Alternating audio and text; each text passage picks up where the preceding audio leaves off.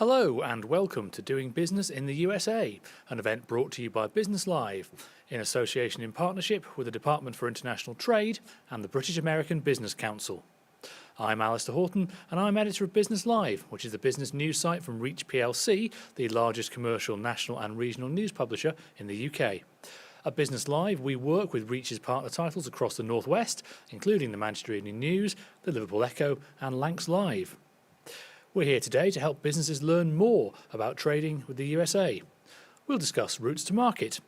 We'll talk about setting up companies in the USA and about the immigration and legal matters you need to bear in mind when doing business there. We'll talk about the global pandemic and how that's affected business. And of course, I suspect we'll talk a little bit about the political climate in light of interesting events of recent weeks and months. We've got a great panel to discuss all this and to answer any questions that you may have. But first of all today, I'm going to hand over to Lynn Shaw. Lynn is Executive Director at the British American Business Council Northwest, and she's going to tell us more about her work and the Council's work. Hello, Lynn. Hello, Alistair. I'd just like to take the opportunity to thank all our speakers today for joining us. It's really great to have this as a BABC event in partnership with yourselves and with DIT. I want to briefly introduce the British American Business Council because I think we'll have quite a number of people on the webinar today who aren't familiar with this.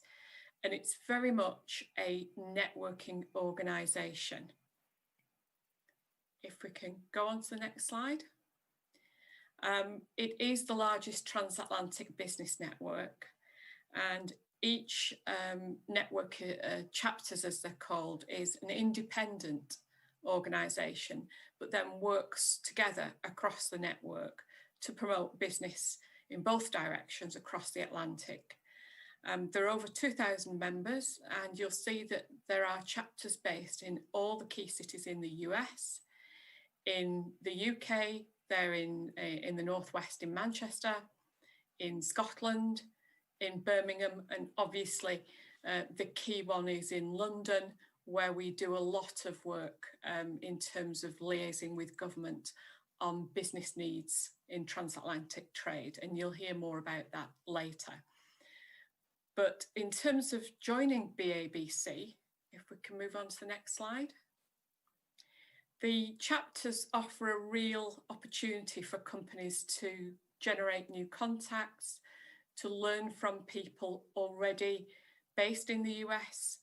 There are quite a lot of expats based in the network who can give really strong advice on the differences in trading between the two markets. So the networking and the information, whilst it used to be the physical events, we've actually got a really strong programme of webinar-based and virtual activities now. We've just had a big financial forum that's run in the last couple of weeks, which went really well. The executive directors in each of the chapters are really well placed to give you local introductions. So they can introduce you to relevant chapter members who can give you advice or help you developing your business. Social events still run, and I know a lot of the US chapters are running some very social Christmas events this time. And obviously, there's a lot of work in terms of lobbying, of raising issues around transatlantic trade. And we do have an annual conference normally. This year it should have been in Philadelphia. It has been delayed due to the pandemic, but we do hope that that will be back on the agenda very soon. So if we can move on to the next slide, if you'd like to find out more, this is the website for the BABC network, babc.org. That gives you links to each of the chapters. If you want to contact the Northwest, my contact number is there, email address, and you can follow us on our BABC Northwest Twitter account. So thank you very much for that opportunity to introduce, and I'll hand back to Alistair. Thanks very much indeed, Lynn. So we'll now move towards our panel discussion about business in the USA. We've got a panel of experts joining us today. I'll ask them some questions, but for those of you watching online, do remember you'll also have the chance to ask questions as well, and we'll do our best to get all those answered for you. Now, we've got three panellists today, and I'm going to ask them all to introduce themselves, just to take 5 minutes, to tell us more about themselves and about the work they do. And first of all, if I may, I'll introduce Roger Frampton, who's going to talk to us first. Roger. Roger, you're on mute, I'm afraid. Oh, come on. Hello. I haven't touched anything, so. Hello, Roger. Thank you. Roger, we can hear you, Roger. Hello. Okay, good. Thank you. Yes, good afternoon. Good morning for me. What I think if I could have my first slide, please. What I was asked to do was to be available to answer questions.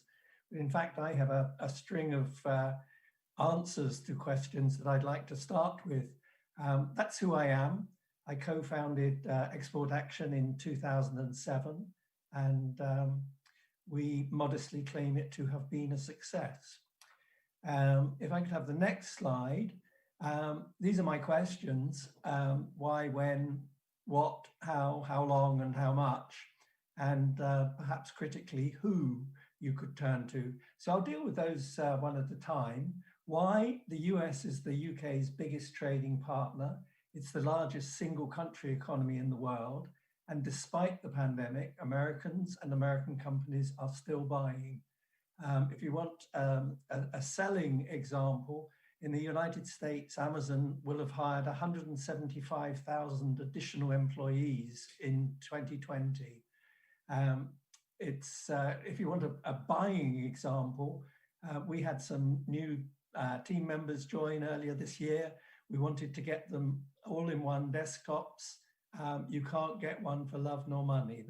Because of people working from home, because of children being schooled from home, you just can't get an all-in-one desktop computer at the moment. So they are still buying. What do you need? I would never do business in the United States without having a US company. And with that, an address and telephone and various office services. Those things will give Americans the confidence to buy from you. They do not typically want to buy from outside the United States. An incorporated company will increase your sales, minimize your taxation, and protect you from US litigation. An accountant should save more every year than they cost. I was pleased to hear that we're going to talk about legal aspects. There's 1.3 million attorneys in the United States, and they're all looking for work. When your company wants to generate confidence for Americans to buy from you, but get it established in the United States before your clients buy from someone else. We call it while your window of opportunity remains open. How much does it cost? Well, I'm going to give you a website in a little while with some fees, but always remember that higher prices don't necessarily mean that you have better quality of service. It costs about, well, getting on for £2,000 to set up in the United States and around about £250 a month to run an operation. Obviously, that doesn't include sales and marketing, but it is not as expensive as a lot of people would have you believe. The worst price we've heard for incorporating a company was $9,500. We are very much less expensive than that and just as good. We've worked very hard to make things easy. So how? We have month-by-month agreements. Do try and avoid getting locked into 12 or longer month agreements. Our agreement is written in plain English. It has no small print, and it just gives you 10 simple questions to ask. And as to who, my co-founder and I have decades of US business experience. We share that at no charge. We never charge for information or conversation. We have no sales executives, so you won't get a call every Friday asking you if you've made your mind up. We'll just be ready when you are. We probably save $100,000 a year by not having a sales executive, and we pass that saving of hours on to our clients. So if I can just finish with the last slide, please. We have created, it's not a fancy website, it is packed full of information. It's exportaction.biz. We call it a US business thesaurus, and it has answers to many questions. Obviously, we're 5 hours behind you, so if you wake up with a question on your mind, you can go to exportaction.biz, and there's very likely an answer to your question on that website. So that's it. Thanks for inviting me to join you this morning. I think it's a great initiative. And to repeat what I said at the start, Americans and American companies are still buying. Thank you very much indeed, Roger, and we'll be hearing from you again shortly as part of our panel. Next, I'd like to introduce Emmanuel Adam, who's going to tell us a bit more about his work. Emmanuel. Thank you so much, Alistair. Thank you very much, Lynn. Good to meet you, Roger. Good to see you again, Jonathan. And good morning and good afternoon, everyone. Thank you so much for having me on the session this afternoon and this morning. I say this morning because I'm calling you from the US right now. I'm usually based in London, in the UK. My name is Emmanuel Adam, and the reason why I'm here is because I'm the executive director for the London chapter of the network that Lynn introduced, a chapter of roughly 200 companies and 10 employees. In addition to that, I cover the trade portfolio for the entire network. I'm very pleased to be here. I thought I introduced the organization first and then look into a little bit the political climate that I was asked to talk about. If you go to the next slide, you see a brief description who we are. The origins of our organization are the British American Chamber of Commerce in the US, indeed, and the American Chamber of Commerce. So our London chapter has indeed a legacy of over 90 years in London. If you go to the next slide, you see the network that we are embedded in. We pretty much work with almost anyone and everyone who is part of the Transatlantic Corridor. And that obviously includes the other chapters of the BABC, such as the BABC Northwest, but it also includes DIT, the US Embassy Trade Promotion Arm, other chambers of commerce across Europe, and the British Chamber and the US Chamber on both sides of the Atlantic. In the next slide, you will see that there are only three things, but very substantial things that we as an organization do. We are a network, and Lynn described already what that means, so I won't cover that. But we're also a policy advocacy organization. That means that we are the official representative for transatlantic companies when it comes to interest vis-a-vis the US and the UK government. There are plenty of issues that we cover at this moment. And we have a trade promotion arm, which links up with pretty much everything that you may hear today on this webinar in supporting companies to be successful in their expansion plans. And this is what I want to focus on in my next slide. You get a little bit of an idea what we do as an organization. We are a facilitator and navigator, so to speak. That means that if you find us, and we are often the first place you find if you Google expanding to the US, exporting to the US, we would take you through an initial set of questions and take you on your journey to the US. What we do is we provide the official trade and investment guide for UK companies that go to the US every 2 years. The next one is in the works right now. You can find it on the website, and I added the link on the slide. And we have almost every month best practice sessions where business leaders who have already done it report out on how they've done it and what they would have done different if they did it again. It's a fantastic series. It's open to small businesses only, small and growing businesses only, and really meant to be an best practice exchange. If you go to the next slide, that echoes what Roger said. Anything that we do on the trade promotion side is free of charge. You can always join British American Business in London or the BABC chapter in Northwest or elsewhere in the network. But when it comes to the trade promotion side, there's no cost attached to it. If you go to the next slide, you will see that there are plenty of issues that we could talk about. And those who know me know that I can probably walk you through many of this in many days. But we're not going to do this. We're not going to touch on the president in the US, the prime minister, the incoming administration in the US, the effects of the UK leaving the EU or the tariffs. We won't do this at the moment, and because I think I want to disappoint and encourage you at the same time. And the next slide tells you why, because I think actually when you look at it, politics doesn't really matter. And let me in the remaining minute I have tell you why. Because I think when you look at, and that is the next slide, when you look at expanding to the US, what really counts is that you have a good business plan. And that you know what is it you want to do, why you want to do it, where you want to do it, and how. Similar question that Roger already posed to you. And the next slide gives you an idea how we at British American Business do this, how our trade team usually does it.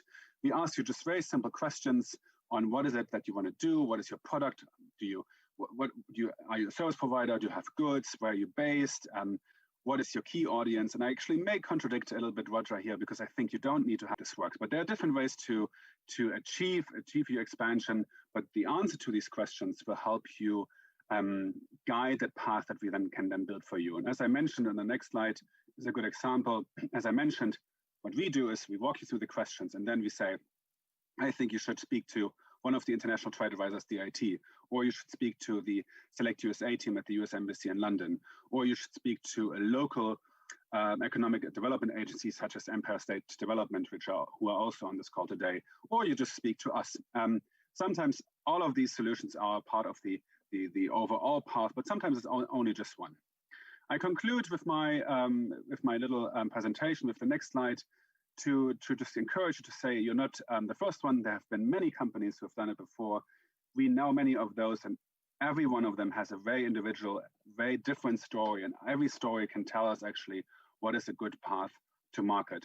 We as an organization, the remaining 2 slides on the next slide, we do a lot of work in addition to the advice. We also help you on the marketing front. There's a lot of free marketing involved. We do a lot of case studies, a lot of promotional material for the DIT, always plenty of things to do. I conclude my introduction with the next slide, that there are still, of course, political things that matter. And there are indeed quite plenty. And some of them I think we need to look at, whether it's on the next slide, that current travel ban to the US, which is of course something that prevents business people to go, or the tariffs. I think we need to go one slide further, please. The tariffs currently imposed on some UK products. At the same time, we see through the negotiations with the US a huge momentum for trade with the US and a huge momentum for the UK government to help companies. And this is why it's so great that they're part of this series. UK companies to help them in their ambitions to make something work. In addition to that, we see plenty of new fields where there's opportunity for growth, such as in the green industries or new tech, all of which I think is a good example for why I think right now is actually a good time to look into trading with the US. And with that, I conclude my little introduction. And again, thank you very much for having me. Speak to you later. Thank you very much indeed. And of course, Emmanuel will be joining our panel very soon. But first of all, I'm going to get our final panelist to introduce himself. We have Jonathan Strasberg. Jonathan, hello.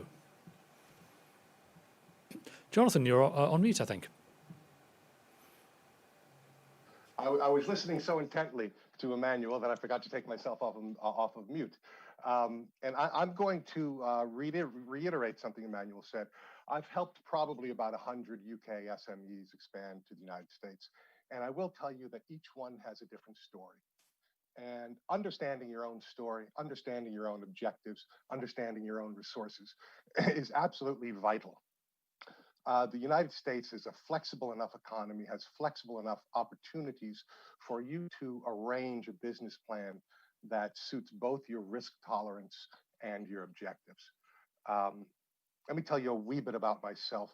I started out as a US lawyer, commercial litigator, meaning corporate litigation, meaning handling litigation between corporations in Manhattan and Chicago, and then moved my practice to New Jersey. I moved to the UK in 2007 as a US lawyer, law licenses. I visited the BABC, and they said that there were lots of SMEs in the UK that really kind of fell between the cracks this was back in 2009, when it came to getting professional advice for expanding to the US. And as I looked around me and as I researched that, I found indeed, the UK is loaded with lawyers, US lawyers, but most of them are here to service multinationals. And most of them have fees that are sort of out of reach of the smaller companies. And that's a niche that I slowly started to fill. What I discovered was that the SMEs weren't only left out in the cold for legal help. They were kind of neglected for accounting, for insurance, for immigration, banking, and a number of other things. So in my years of networking since then, I've come across and made wonderful contacts and developed wonderful relationships with other professionals who do in their disciplines what I do in mine. And that is helping UK SMEs expand to the United States. I have lots of clients who are incorporated there, lots of clients who are not incorporated there. I would say that of the clients I have had, the ones that seem to have had the most problems were the ones that set off without really starting their homework. I get so relieved and joyful when somebody calls me saying, I'm thinking about going to the US probably in about another year, and I'd just like to explore the terrain. And I know that this person, if he or she becomes a client, is going to be well educated, well prepared, able to answer their own questions, and will know when a red flag comes up.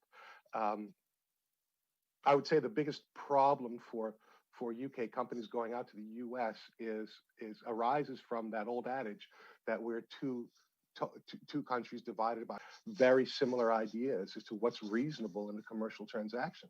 And as a matter of fact, if you looked at a UK, at an English and a US commercial contract, to the layman, they would seem very similar. But what these people would be unaware of are the latent differences, and the differences, things that can make all the difference in the world in the event of an unfortunate dispute. Small percentage of my clients come to me having been first to an American law firm, and they get wonderful, wonderful advice from an American lawyer which would be wonderful advice. There are certain forms of liability analysis. I would say, stated another way, something the UK companies really have to get their head around is the way you assess the financial risk of a dispute in the US is very different from the way you would assess the financial risk of a dispute in the UK. And much of what I do is educating my clients about this. I have a blog, and I write a number of articles about it, and I have we talk about incorporation. I don't actually simply incorporate a company, and I've had clients come to me saying, I need you to incorporate me so I can do business. And my response is usually, well, if all I do is incorporate you, I'll be giving you enough tools to get yourself into a boatload of trouble. And they're going to need along their journey, and have conference calls with all of them. And my objective during this sort of 8-week period is that these clients become educated enough both to understand the main guiding issues, 9 out of 10 times are somewhere between law and tax, and also to know when to call a professional, when something's not quite right. I didn't prepare any slides, forgive me. The name of my company is True Course Limited. I'm at truecourselaw.com. If anybody would like to speak with me, I'm more than happy to answer questions and all. I guess I'll keep it relatively brief there, and let you move on. Jonathan, thank you very much indeed. Thanks to all three panelists for joining us. Just a reminder to everyone watching that we will take your questions. We've already got some questions coming in, so please keep them coming, and we'll do our best to get some of them answered for you at the end. I'm going to start off with a simple first question, I hope, because we've already had a few suggestions for the kind of things that businesses from the UK need to do if they're looking at trading in or with the USA. And I want to ask the panelists just one by one, let's say there's a company in the UK, it's doing well, it's got a product or service that's doing well, and it thinks, right, now's the time for me to look at the USA. What's the first thing that company should do, do you think? I'll start off in the order we started. So Roger, if I can ask you that one first of all. Roger. Research and plan. That's the first thing. I love it when people bring to me a well-researched into their market, they need to have a policy, it's kind of been touched upon by others, but are they going to sell direct to consumers? Are they going to sell through e-commerce? Are they going to do distribution agreements? Are they selling to companies, to government, to individuals? They need to research their plan, and it will be different in the United States. Our experience is, and I perhaps should preface this by saying that in the 1990s, I worked with 2 UK software companies which went public, one on London Stock Exchange, one on NASDAQ. And when I'd fulfilled my service agreement, I felt completely burned out. I'd developed a really good relationship with DIT. We used to call it UK Trade and Investment. And they were very helpful in helping us research the US market. We knew the US market was important because we wanted to be a global player. Until you've done the US, you're not going to be a global player.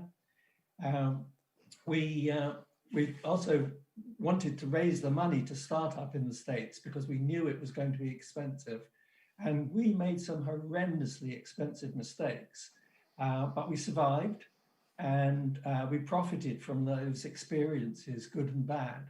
But what we kept coming back to was our plan, which was market research based. Thanks, Roger. And Emmanuel, over to you, if I may. What would you recommend the first step should be for a British business? Well, it's part of Roger's answer, but maybe even a pre-step. In the end, you need to know whether you can sell your product and to who.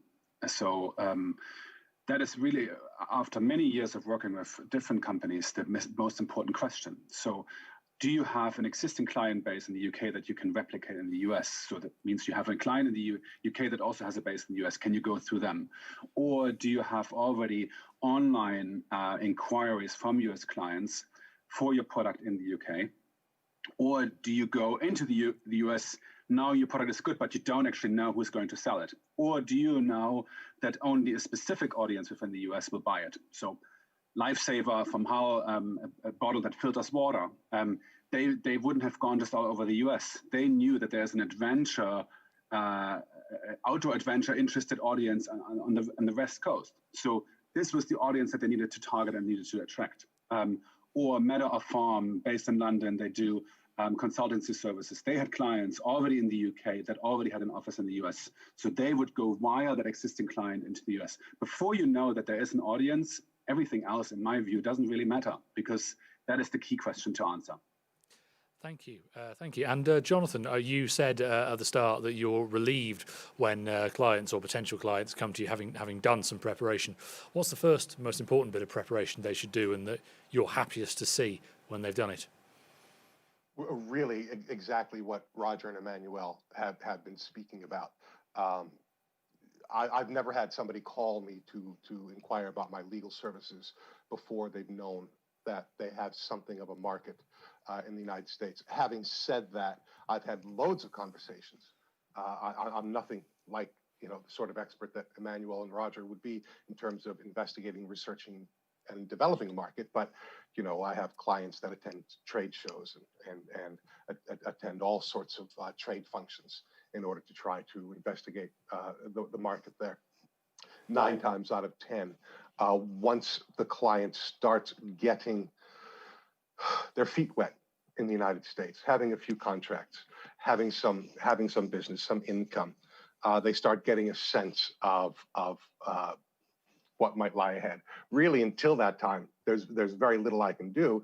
And in terms of legalities getting started, the first thing you look at is a non-disclosure agreement. So if you are doing research and you are meeting with people, you want to make sure that you have that if there is something special in what you're offering, that's not so easily bandied about and thrown around. Now, this is the first place people make a mistake. They'll go to the United States and they'll use a non-disclosure agreement under UK law. And unfortunately, that will get you nowhere in the United States because UK law, English law, because an English court has no jurisdiction over what somebody in the US does or doesn't do. So it's in this respect, the law can be a little bit counterintuitive. We very often feel most comfortable on our home turf. So when we write on a non-disclosure agreement that this is governed in accordance with English law, we feel comfortable, and unfortunately, that's a false security.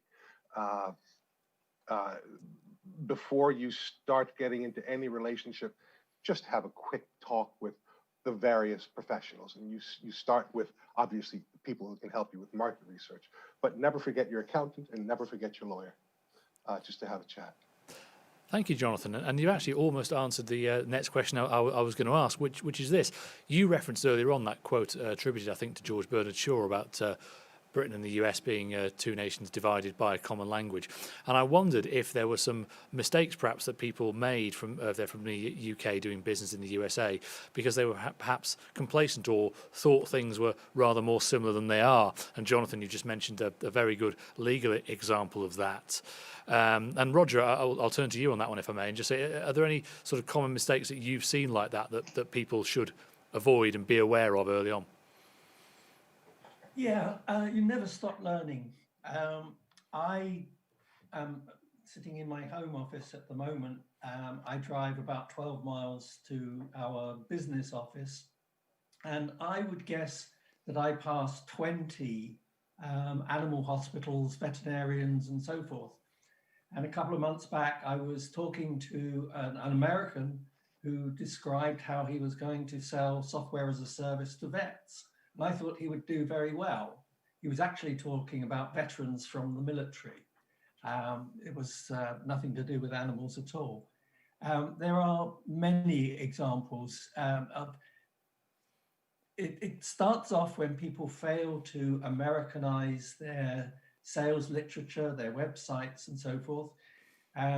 Because when you spot a mistake on a website, and that's not just spelling color with a U in it or putting a Z into Americanization.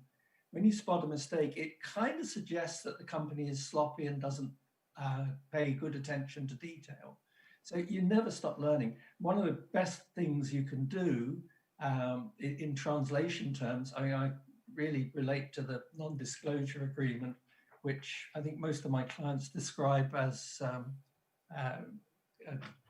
a waste of paper. Enforcing them is terribly difficult. And it's a good reason to have a decent attorney, because if you're going to sign one, let alone produce one, you really do need expert advice. We introduce people to attorneys who specialize in business. They don't do drink driving, they don't do divorce, they specialize in business. And we use a number of, and the same applies to accountants. Over the 13 years that we've been in business, we've built a little collection of them so we can avoid any kind of conflict of interest. But meeting the accountant, the attorney, and knowing that they are experienced in American law for UK companies is terribly helpful. I don't know what your experience is, but we've managed to get our accountants, there's 3 firms of accountants we use, and probably sorry, I'd better introduce you to Stanley, who is being a pain in the butt. But this is one of the benefits of working at home. Go away. They're experienced in helping UK clients, and unlike many American attorneys in America, they don't charge an annual retainer. They work on a fee per project. Our advice on accountants and attorneys is always to ask for a cost estimate before you instruct them to proceed with any work, because it can run away with you. We found a lawyer in Houston, Texas recently, who was charging $10,000 an hour. It just makes me go, how can they possibly be worth that much? Silicon Valley, Manhattan are dreadfully expensive places to get legal advice. And what another sort of twist to America for UK people is that attorneys are not licensed to to practice throughout the United States. They're licensed by states. You occasionally meet an attorney who is licensed in more than one state, but it makes your choice of location very important. Thank you very much indeed to Roger and indeed to Stanley. Actually, again, you've moved me on quite nicely to another question, and I'll start with you, Emmanuel, here, which is about geography. This is the third of these similar events I've done recently. We've done events on the Middle East and on Africa, big diverse regions. And of course, we turn to the USA. It's one country, but it is of course a massive and diverse country in itself, which provides great opportunity, but of course also great challenges. So I was going to ask all the panelists, and Emmanuel, I'll start with you if I may. What should UK companies looking to move to the US, what should they do about that? How should they pick their markets, and how tightly should they target their geography at first when they first go to the USA? Emmanuel. Thank you so much, Alistair. And this would have actually been one of the points that I would have raised in your previous questions among the 6 that I had experienced over the past year or so, which is indeed a common mistake that companies from all over the world, but that includes British companies, do when it comes to the US, is by going too wide or too narrow. Too wide means that the US is very big, 50 different states, 50 different jurisdictions, 50 different markets, 50 different audiences. So in my experience, in our experience, what we learned early on was that start small, start with one market, build your audience there, build your product line there, and then expand from there. Now, sometimes that is not possible. Then you look into a region. I mentioned the company Lifesaver earlier with those water filtering bottles. They, in the end, ended up having a warehouse in Utah, and from there had their salespeople go out into the West Coast area to sell those bottles through different distribution channels. But overall, alone to set up a company and to establish a company, if you wanted to do that, go small first and pick 1 or 2 states or one region. At the same time, also don't go for what's always common. There's always the default option, which is New York or Los Angeles or San Francisco. So there are plenty of other great options. And again, going back to my initial comments, once you know what your service and product is that you want to bring into the US, and once you decide whether this is via exports or via going directly, define where's your audience, where does the audience sit, and then decide where do you go. Because sometimes the solution may actually be in a very, very different place, either because it is more convenient from a geographical point of view, or because you may happen to have a fantastic support system on the ground, whether it be in Mississippi or in North Carolina, South Carolina. Thank you very much. And Jonathan, over to you then. Geography, what are the lessons you've learned, or what would the messages be that you would give to people from the UK looking to go to the US? These decisions should be commercially driven in the first instance. So for instance, if you are manufacturing and distributing goods, you'll find that loads of American manufacturers and distributors are located in what we call the Midwest, which is a little bit of a misnomer. It's sort of like the western side of the eastern half. And the reason they're located there is because most goods are transported throughout the United States by lorry. And if you're located in one of those states somewhere between Minnesota and Kentucky, you can reach 80% of the U.S. market within a 24-hour lorry drive. So you'll see that a lot of manufacturers, distributors are located there. If you are in software, you may well be in San Francisco, New York, Boston, Dallas, depending upon where your customers are, where you want to be. Nobody ever scuttled their company by choosing the wrong state to incorporate it. This is not a giant thing. It's kind of important. It's an important thing, but it doesn't have a huge impact, and it's not determinative. By all means, what you want to do is like Emmanuel said, learn enough about your market, see who's going to buy, see where your supply chain is, see where you're best located in order to make the most impact in the United States. It's not 50. You know, some people overemphasize the idea that there's 50 different states, and I think the reason they do that is because the UK is a relatively centralized political and economic system. The US is a federalist system, and other countries such as Germany with a federalist system, such as Canada with a federalist system, understand that it just adds another layer. So to put this in perspective, I think the last when I looked at 2017, the gross domestic product of the United States was over $17 trillion. A giant amount of that was within the United States, going across state borders, absolutely without a hitch. So I don't overemphasize the idea that this is 50 different states. Yes, it's 50 different states simply because it's a federalist system, and you just have to learn about a new level and a new layer of tax. And most of the commercial laws are very similar. Some of the employment laws change.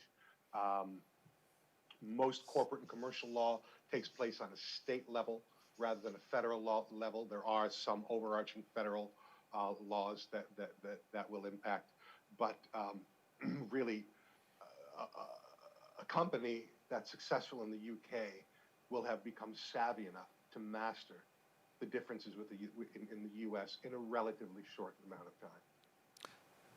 Thanks very much, Jonathan. I wanted to turn to sectors now and to ask the panel if there were any particular sector areas at the moment that would be particularly fertile ground for British companies looking to go to the US. Roger, I will turn to you on this one to start off. Sectors, what should people look at? Thank you. I'm going to go back to the previous discussion and say, if you want to annoy somebody in Washington, D.C., just keep referring to 50 different states. Washington, D.C. is not a state. In our experience, it does not matter where you are in the United States, providing you are in the United States. Americans have the same aversion to buying from outside the US as I do from Nigerian princes and Afghan warlords. It is a very parochial country. Points are very well made. We based our company in Florida, and we did it because of the low cost of living and the high quality of life. It's a huge education state. We have no trouble employing very well qualified graduates. And as to sectors, to get to the point that you asked me to speak on, we find that they replicate what's in the UK. If you're selling software to businesses, then that's what you focus on. Don't allow yourself to be diverted from that. Focus on what you do. Focus on your success in the UK, because you learn from that experience. We recommend our clients to take what we call concentric marketing for the sectors. If you're in a vertical sector, banking, for example, then sure, go to the banks. Remember that Wells Fargo, Bank of America aren't in Manhattan. People think they are, but they're not. If you want to sell to manufacturers, then you can sell to the Midwest from Florida. We know that. We have companies that do it. If you're selling to consumers, then most of the people that we work with are using Amazon. Amazon, we have noticed their prices are rising. Perhaps that's why they're paying such big Christmas bonuses to everyone. But Walmart has addressed viciously the Amazon target market for consumer spending. They were up 34% in the last quarter of last year. So replicate what you do in the UK. The sectors, that's where I would go to DIT and ask them for one of their overseas market introductory service reports. And you know, these people have, is it 12 consulates in the US, I think? Go to them and say, I am thinking of selling harnesses for horses that draw plows. And they will hopefully tell you, forget it. They can be brutally honest. Did you know Henry Ford had an attitude towards market research where he said, if I went to farmers and asked them what they wanted to help them be more efficient, they would say, buy faster horses, not buy a tractor. Thank you very much indeed, Roger. Emmanuel, I'll turn to you. Are there any particular growth sectors in your observation that firms in the UK could look at that are already operating in those sectors? I think in addition to Roger's comments, what I would do in this case is to check in with DIT and their website, because DIT does indeed have a list of priority sectors that they advocate for. It's usually a range between 6 and 8. And the same is true for Select USA, the investment arm from the US Commerce Department. So both have usually a list of sectors that they consider as key for foreign companies to invest in or to be part of. But overall, maybe with one addition, which is that I mentioned earlier, it changes always a little bit. And I think right now, with the new administration come in, I think there will be a huge emphasis on new tech and green tech and the green industry generally. So that's certainly something to be interested in. But overall, it doesn't really matter too much. What maybe, that's a final comment on this question, is that there are more and more sectors or services that haven't been considered as an export yet, and that can now be added to the portfolio. I might bring Lynn in a moment, but I'll bring in Jonathan first of all on this, and then I might see if Lynn's able to answer that question as well for us, actually. But Jonathan, first of all, in your work, are you seeing any particular sectors that are particularly prominent at the moment in Anglo-US trade? Recruitment has gone mad. It is just so busy. And of course, this is primarily recruitment in high tech. Any sort of high tech. And I suspect, well, I think part of this might be due to COVID, because so many people in this sector can work at home. And so the jobs are still there and they're still quite active. But the other reason for that, I think, is that there is a mode of operating in the UK recruitment market that isn't quite as advanced in the US. So recruitment companies are moving over there fast and furious. I have an uptick in manufacturing. Manufacturing obviously took a nosedive back in last March, but that's coming in now. I have one company actually that was in construction and now can't go there. So they're subcontracting out to a U.S. construction company, but then installing the software for what they're doing from the UK. There's just a tremendous amount of innovation. There is an area of innovation among UK SMEs that I'm just never left bored by how wonderfully innovative small UK companies are. And in your sector, don't assume that the U.S. will be competitive. Obviously, it's the most competitive market in the world overall, or one of them. But don't assume for an instant that there's something they have in the U.S. that you don't have here in terms of innovation. Have a close look at whatever market you're in, and you may well find that you do things a little differently that might be attractive. Super, thank you very much indeed. And I think we do have Lynn back with us, I think. Lynn, I just want to ask you what some of the sort of key sectors are that businesses are focusing on at the moment. Certainly, and obviously with everything that's happened, the life sciences and pharmaceutical sector is extremely strong. And we've been doing quite a bit of work with companies on partnering on life sciences with cities such as Boston, and across the Northern Powerhouse, there are virtual trade missions happening. So life science is one of them. Another area is actually picking up on the comments Emmanuel made about green energy, and it's focusing on wind power and working with the northeast of the US. So that's something that's live at the moment, that we're working on activities there. For generally across the piece, technology is always important. New technologies in all areas, because that's med tech, that's education technology. It's obviously a big increase in use of technology through the situation of everybody working virtually. So all kinds of software applications. And food and drink, a traditional sector, but still a very popular one for companies. And there's a great demand, particularly from the expat market for British foods and drinks in the, if you like, traditional brands. So there's a lot of interest there. And then I think Emmanuel picked up on, again, food and drink, but on the healthcare and sports drinks and the opportunities on some of the specialist products there. So yeah, very broad range. Lynn, I'm going to keep you on for a moment, if I may, because we had one question in from our audience today, which I think you might be able to help answer. It's a question from Dr. Lawrence Ojibulem, and he says, I am from the life science sector developing medical devices, and I'd like a presence in the US. Is there currently a government programme for people and businesses like mine?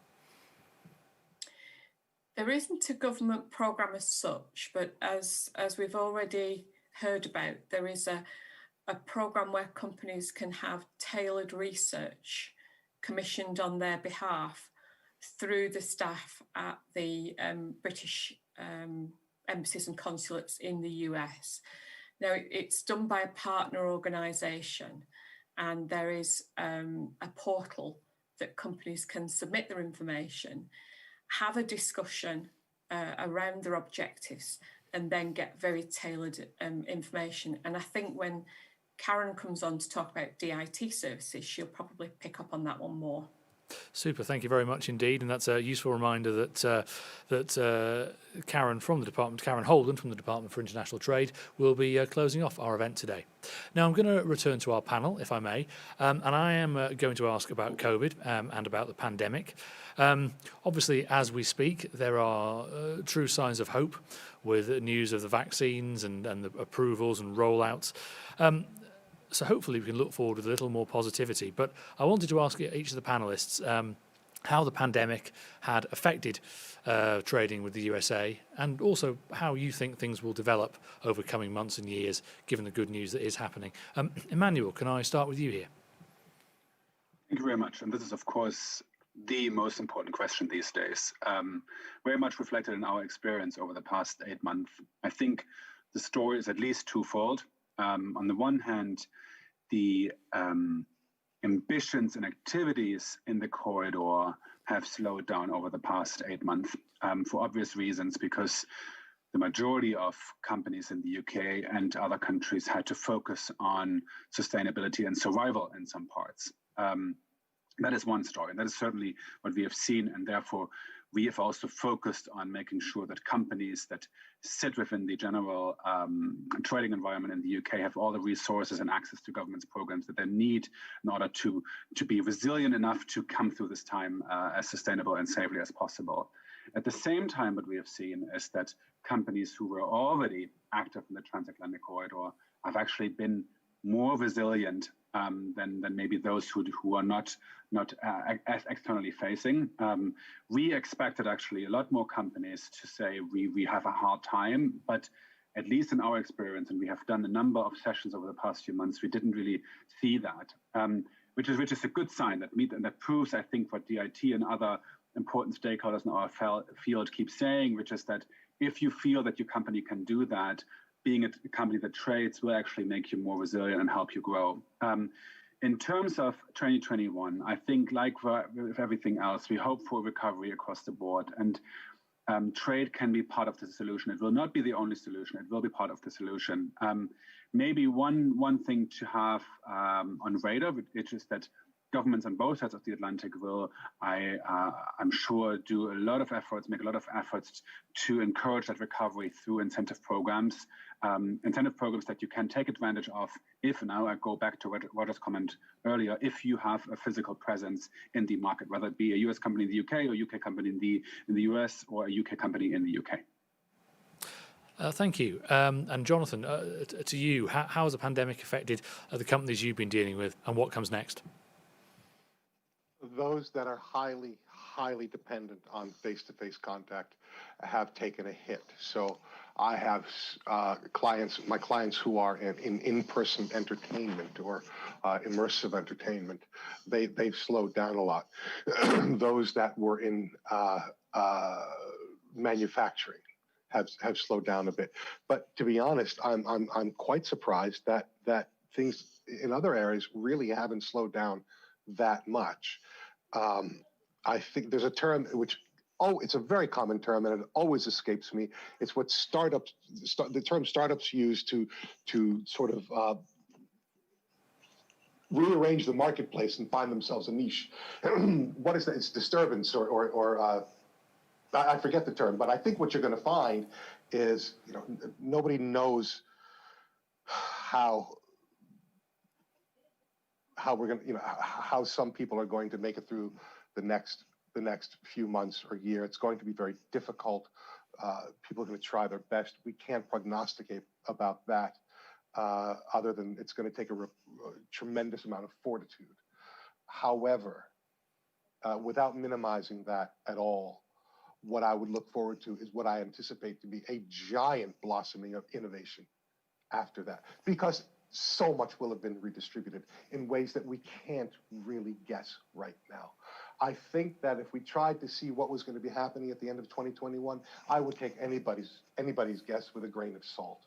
I think probably the best thing you could do would be to position yourself so as to be able to act quickly and innovatively with whatever opportunities come up, because you can't guess right now what those opportunities might be. And I don't normally ask people to race to open up a US company. I think sometimes it's necessary, sometimes it's not. It's not a giant mistake if you do or if you don't, depending upon your risk factor. But in this instance, depending upon your sector, I would probably err on the side of the investment early rather than late, if it means that you can respond to a market condition more quickly. Because being alert, being awake, and being really open-minded to new opportunities, I would say probably by summer of next year, you should really be adopting that attitude of being awake and alert and on the lookout for new opportunities and new ways of thinking and a lot of new players. Thanks, Jonathan. And Roger, finally for this question to you. How's the pandemic affected businesses as you've seen it? And again, what do you think comes next? I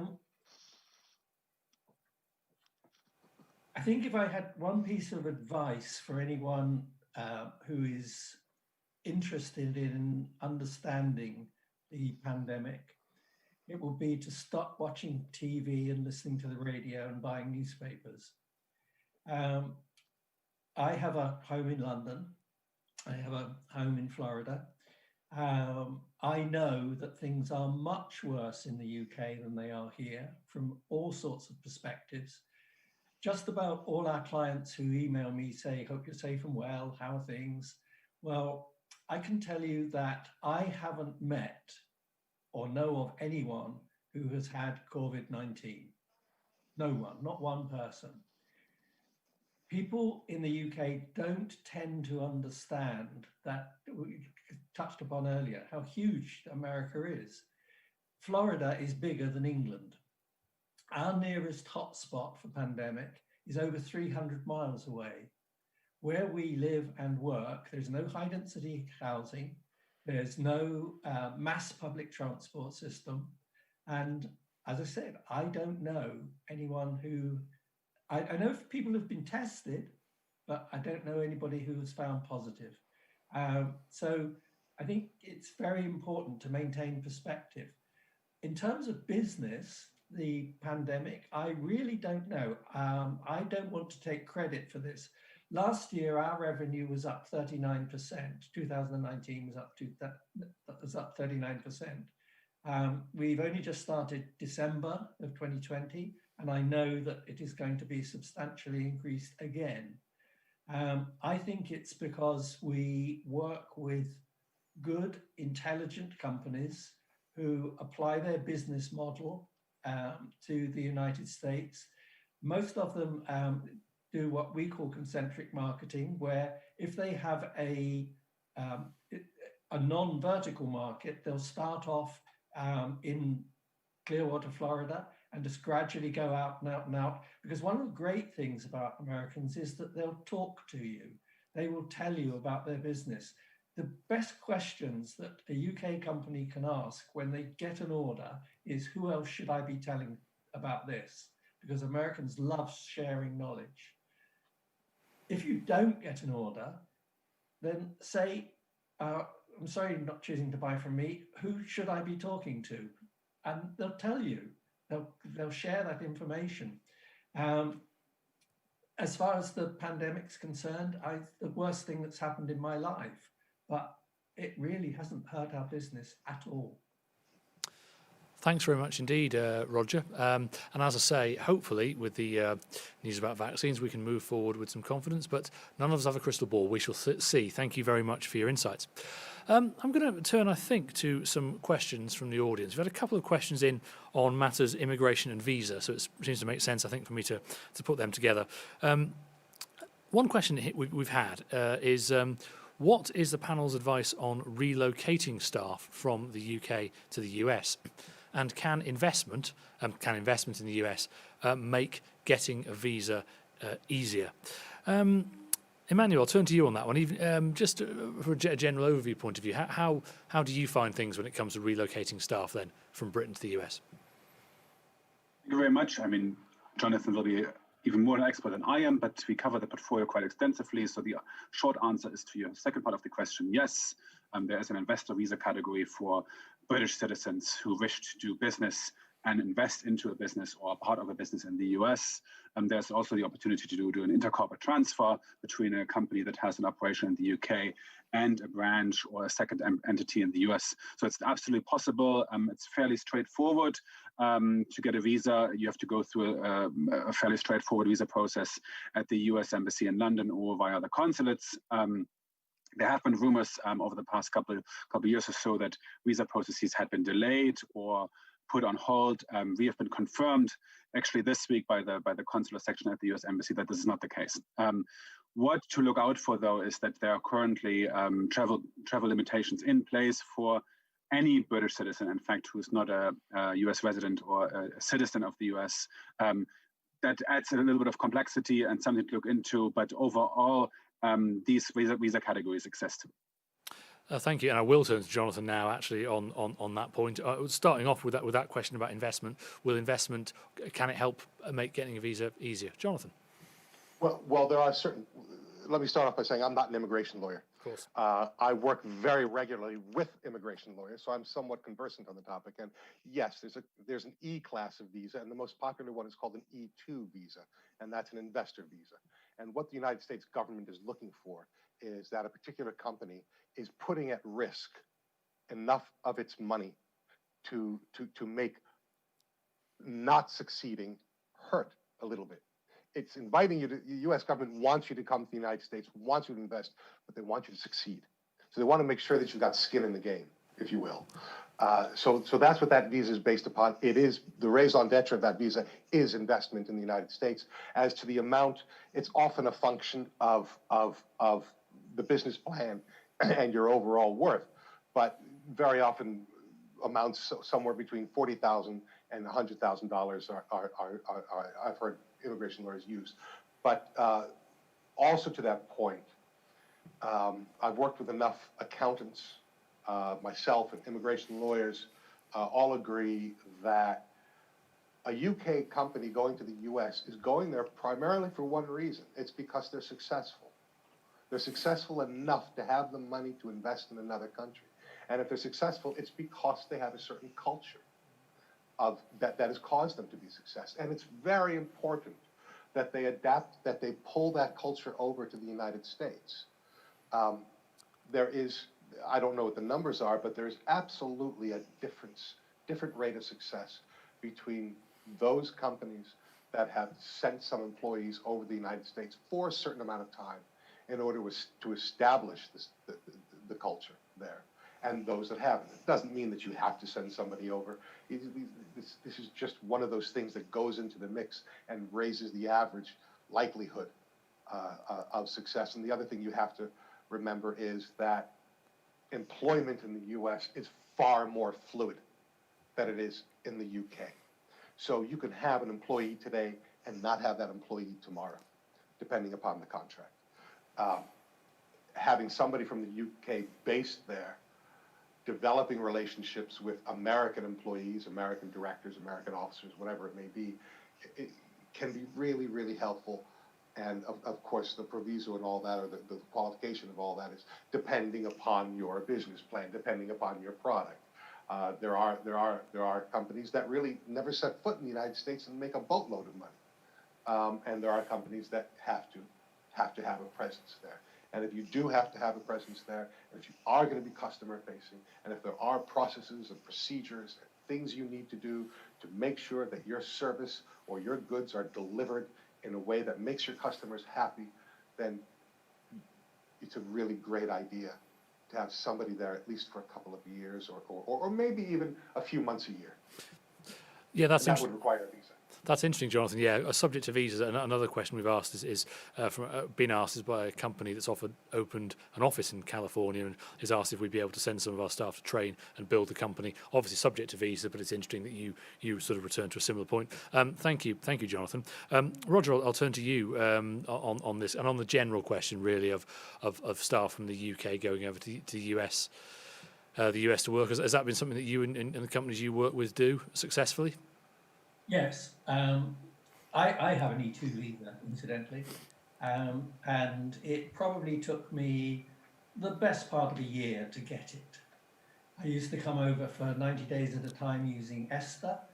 My latest intelligence is that the US won't let anybody in with the ESTA visa waiver program.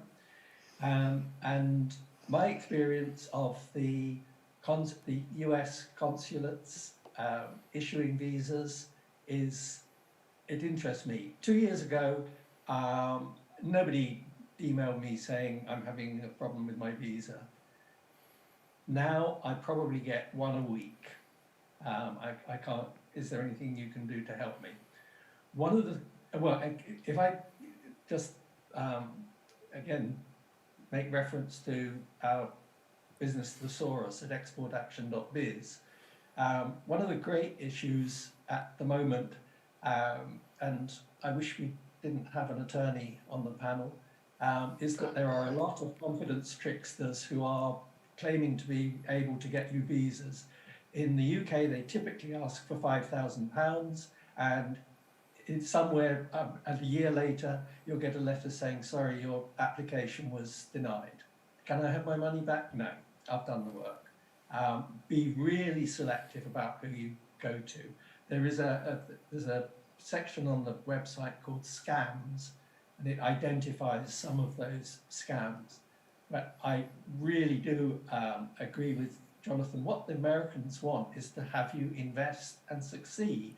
And the advice we give to all our clients is when you get to immigration, first thing is don't give them a smart-ass answer because they've heard every smart-ass answer to a question. Don't say, I am going there to do business or to work, do business.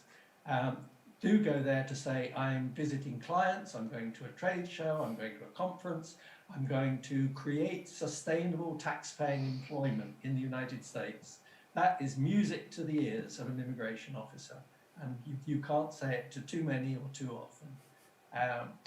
Right now, visas, I have people who claim to have been waiting 2 years to get a visa from the US Embassy. Thank you very much. Can I just yes, of course. say very quickly that the US Embassy website has a link to US lawyers in London. And there are wonderful, wonderful lawyers. I haven't heard of any such visa scams myself, but I guess they do exist. But you will be referred to wonderful, wonderful immigration lawyers. If anybody needs a referral to anybody, feel free to contact me, and I'm happy to refer you on to people.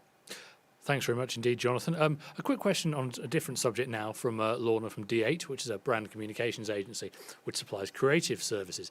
And she's asking, would that bring up any other obstacles in the panel's experience with similar companies offering creative services in the USA? Emmanuel, I'll turn to you on that one.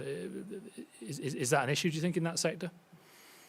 Can you just repeat the question, please? Yeah, yes, of course. A company from the creative sector. Yes, and what she's... sees it as an obstacle.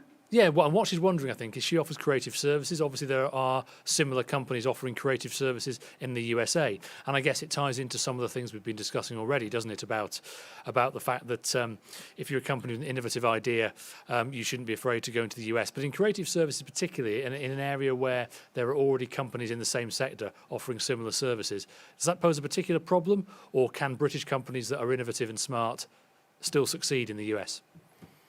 Well, you think you gave the answer. I think if you believe in your product and you know it is good, then there's no reason why to say not to go to the US. But of course, you emphasize, and the question, thanks so much for the question, also emphasizes a general point that the US is an extremely competitive market. And we have indeed seen a number of UK firms not being successful. And in my view, as I mentioned earlier, to go back to my earlier comment, it was because the key audience, the client base or the customer base was not identified early enough. The companies went too early, even with a good product, and then failed. But overall, the answer would be no, it's not an obstacle. Thank you very much. I'm going to ask a final question to all three panellists, if I may. Can a panel suggest best practice to find distributors or local agents? Are there any tips that you would give? Roger, I'll start with you on that one. It comes back to research. One of the problems that many UK companies find with the World Wide Web is that it's not worldwide. I've followed the fortunes of Tottenham Hotspur for almost all my life. I think I was 4 or 5 when I first learned about them. And if I key in Spurs into Google from my desktop today, I will get the San Antonio Spurs basketball team. I won't get Tottenham Hotspur. It's not worldwide. What we do, and we don't charge for it, is if people send us their top 5 keyword searches to look for, we'll do it in the US, and they will get different front page from Google on that. So it's back to the very starting point of this fascinating conversation, and it is research. Do your research. I mean, it's great to say, oh, go to trade shows, but that takes a lot of time, it takes a lot of expenditure, much of which will initially appear wasted. But start with doing web-based research, but don't do it from the UK. Thank you. Just quickly over to Emmanuel as well. And any tips that you would give people looking to find those local distributors or partners in the US?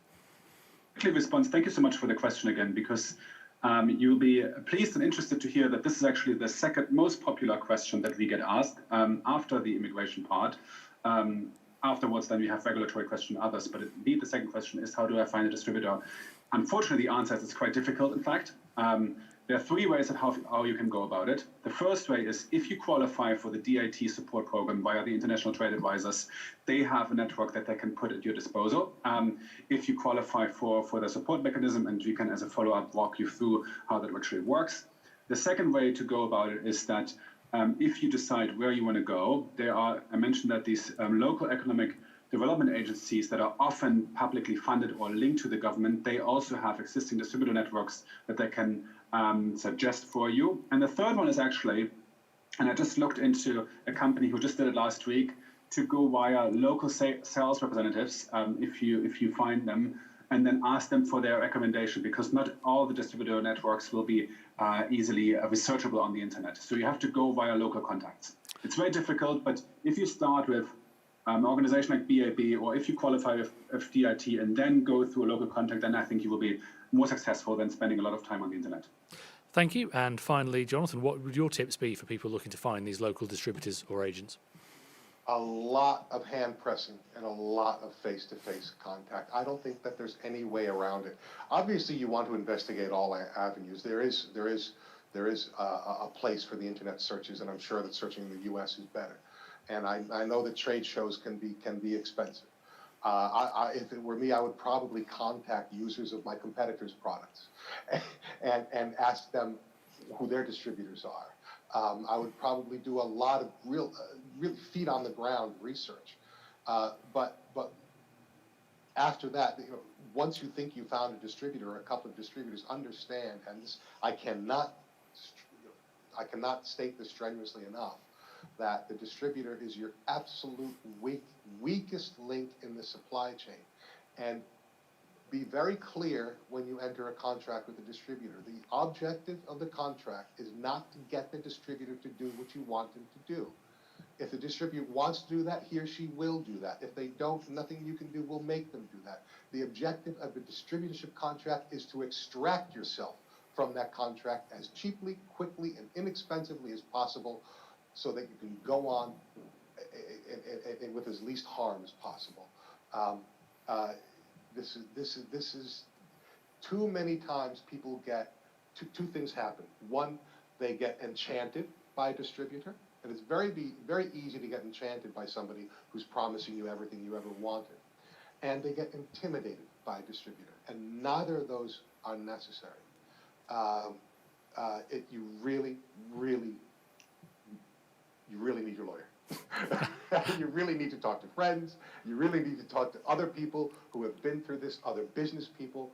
You really, the amount of homework you should do on distribution should probably, is tremendous. Jonathan, thank you very much. That's all from our panel discussion for today. So thanks to our panelists, to Roger, to Emmanuel, and to Jonathan. But before we finish today, we're going to hear from Karen Holden from the Department for International Trade, and she's going to tell us about how the DOT can help businesses with their exporting activity. Karen.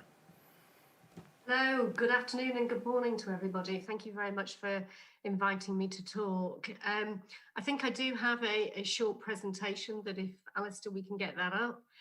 We've had some amazing tips, advice and guidance from our illustrious panel, from Emmanuel, Roger and Jonathan, about doing business in the USA. And I think everybody should take an awful lot of credence from what's been said. So let's move on to the next slide. We touched a little bit on the current state of the world in relation to COVID. And there's just a few links on here for you that will help businesses navigate the difficult times that we've got. There are some links on there to help you with what the government's planning in terms of recovery strategy, and it gives you some advice and guidance in relation to that. Also about keeping your businesses safe, being able to work and do the good work and the good business that you do. And also what support is available to businesses in the UK to help you through these troubled times. So please do have a look at those links. I think the slides will be available to everybody afterwards. And if you have any issues or questions, then the International Trade Advisor Network will be available for you. So let's move on and talk some more about DIT support. Lynn kindly did a really good introduction about BABC. We've obviously heard from colleagues on the panel, but DIT often is at the heart of activity and complements everything and everybody that's spoken today. And we should be seen really as a facilitator to help you navigate not only the US, but other markets as well. It's our raison d'etre to actually get businesses trading internationally. So let's move on to the next slide and hear what we actually do.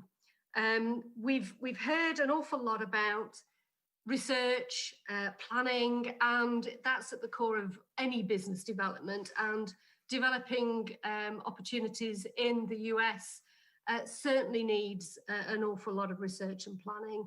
Fail to do that and really you are setting yourself up to fail.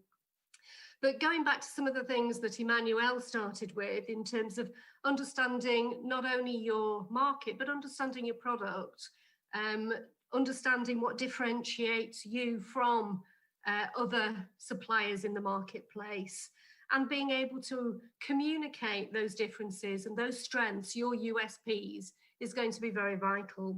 And it'll help you when you're looking at researching and identifying market opportunities.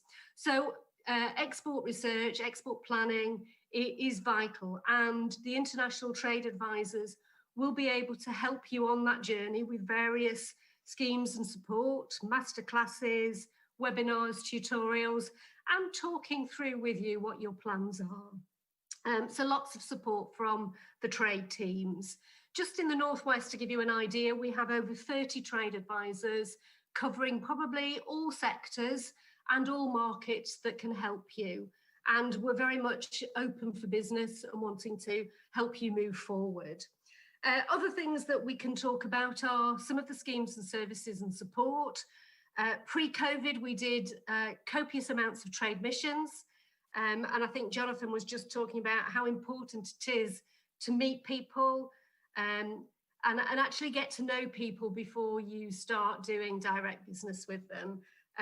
We're struggling a little bit with COVID, but we are able to offer virtual trade missions, which is a substitute at the moment, and it's a way of networking, meeting people, researching markets, and being introduced to wider networks. So please take advantage of those.